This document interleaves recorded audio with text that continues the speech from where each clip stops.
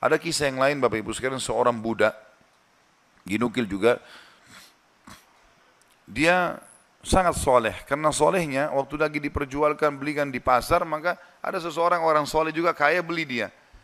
Lihat ini orang kelihatannya soleh. Ucapan-ucapannya selalu mengucapkan nama Allah. Diajak ke rumahnya orang soleh ini, orang kaya, lalu dikatakan, pilihlah tempat yang kau mau. Ada banyak budak-budaknya yang pekerja, pilih yang kamu mau. Dia tunjuk tempat yang paling pojok dan sudah agak rusak. Dia bilang ini saja. Kata tuannya, kenapa kau pilih tempat ini? Dia bilang karena tempat ini akan menjadi indah kalau digunakan berhubungan dengan sang raja, Allah subhanahu wa ta'ala. Kata tuannya, baiklah terserah. Diperbaiki sama dia, kemudian dia mulai ibadah. Tuannya satu malam merasa gelisah. Dia tidak bisa bergerak, ya, tidur maksudnya. Maka dia bilang, saya keluar, saya kontrol rumah, saya lewat di rumahnya atau di ruangannya budak gitu. Saya lihat atap rumahnya seperti terbuka dan ada cahaya yang masuk ke dalam. Malam hari, zaman dulu tidak ada penerangan lampu kayak kita.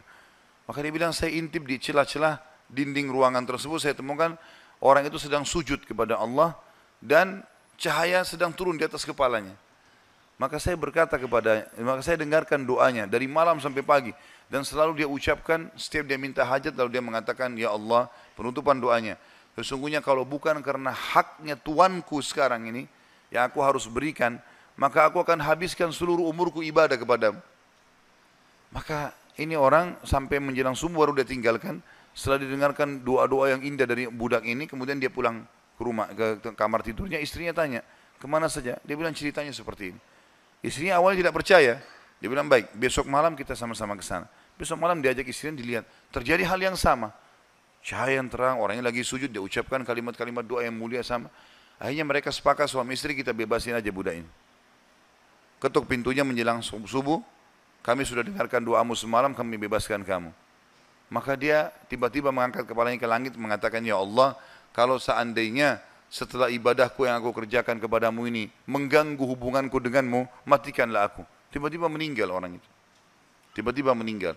Tapi di sini saksi bahasan adalah bagaimana kedekatan seorang budak pun posisinya, dia seseorang yang sangat miskin, susah diperjualbelikan, tapi kedekatannya dengan Allah tidak mengganggu pekerjaannya, dan itu tidak penting bagi Allah subhanahu wa ta'ala. Seseorang harus tahu masalah ini.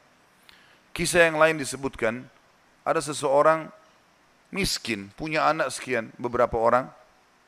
Ini kisah-kisah salafus saleh dulu. Dia pas mau makan sama istri sama anak-anaknya, ada 4-5 orang anak, mau makan sama-sama, dan cuma ada sedikit makanan, tiba-tiba ada yang ketuk pintu, orang miskin. Dia bilang begitu, mau dihidangkan makan, mau makan, ada yang ketuk pintu. Saya suruh istri saya buka, dibuka pintu, ternyata ada orang miskin yang minta. Mereka miskin, ada orang miskin lagi minta. Kami sudah sekian hari nggak makan, berikanlah makanan. Istrinya tanya dia, kasih makanan. Dikasih makanan semuanya, karena kalau dibagi dua juga nggak cukup. Orang itu juga punya anak banyak. Dia sama istrinya orang mukmin. Berjalan waktu beberapa saat setelahnya, kalau kita mungkin berapa jam, kelaparan semuanya. Anak-anak lapar, dia lapar, istrinya lapar. Tengah malam nih. Ya, kalau kita sekarang di awal malam, jam 12 malam gitu. Istrinya bilang, bagaimana? Anak-anak menangis semua kelaparan. Kita juga kelaparan semua. Dia bilang, baiklah, saya akan keluar, saya akan cari rezeki Allah. Nanti Allah akan kasih nanti. Dia bilang, orang ini cerita, dia bilang, saya keluar dari rumah, saya pergi ke masjid dekat rumah. Kemudian saya sholat malam. Sambil berdoa kepada Allah. Dan kalimatnya, saking manjanya sama Allah mengatakan, ya Allah, sesungguhnya engkau tahu, kalau saya dan istri saya dan anak-anak saya kelaparan malam ini. Jadi bahasanya semua dirincikan, minta kepada Allah pada hal-hal yang kecil pun, minta makanan kepada Allah. Saya malam ini lapar ya Allah, berikanlah makanan. Gitu kan? Dikatakan dalam kisah ini, ada seorang amir bisa kita katakan raja atau gubernur wilayah itu, sudah seminggu gelisah, mau bertobat kepada Allah. Sudah seminggu gelisah mau bertobat kepada Allah. Maka dia pun gelisah. Amir ini malam itu dia nggak bisa tidur.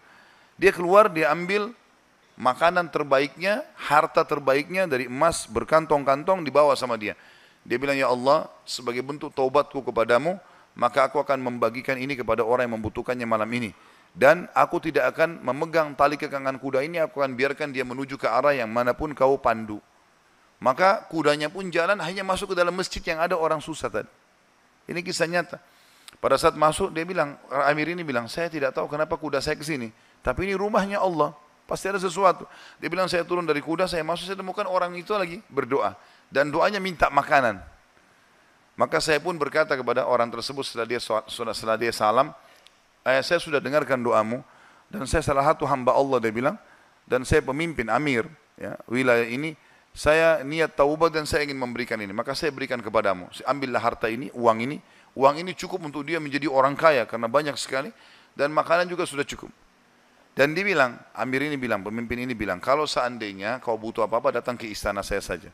Jawaban orang itu, di depan raja tadi, pemimpin wilayah ini, dia bilang, kalaupun saya butuh, saya tidak akan datang kepada anda, tapi saya akan datang kepada Tuhan anda dan Tuhan saya, Allah yang telah membuat anda datang malam ini membawakan makanan. Coba kita bayangkan kalau kita di posisi orang ini, teman-teman sekalian. Kalau misalnya kita lagi punya hajat, kemudian ada satu orang yang kaya datang kepada kita. Kemudian dia menawarkan kepada kita solusi, misalnya kita terlilit utang, atau misalnya kita mau bayar rumah sakit, atau apa saja. Lalu datang orang mengatakan, baiklah saya akan bayarkan. Mungkin pikiran kita pendek sampai di situ. Kita akan mengatakan baiklah. Apalagi dia bilang pokoknya butuh apa saja datang ke saya. Ini nomor telepon saya. Saya yakin kita akan lupakan Allah itu. Kita akan ke orang itu. Ambil pelajaran dari orang soleh ini. Di depan orang itu dia mengatakan saya tidak akan datang kepada anda, tapi saya akan datang kepada Allah, Tuhan anda dan Tuhan saya yang telah membuat anda datang membawa makanan malam ini. Jadi justru kalau sudah dapat solusi, jangan malah jauh dari Allah ini. Malah harusnya jadi lebih dekat kepada Allah SWT. Allah mudahkan seorang dokter, resepnya bisa membuat kita sembuh, bukan karena resep dan dokter itu, tapi karena Allah SWT yang ingin itu. Gitu kan? Harusnya kita jadikan sebagai momen untuk lebih dekat lagi kepada Allah. Dan kita mengatakan, ya Allah, sebagaimana engkau mudahkan dokter ini menjadi penyebab aku sembuh, maka mudahkanlah setiap kali aku mengalami sakit misalnya, maka kesembuhan datang dari sisimu, bukan lagi dari dokter atau dari obat itu.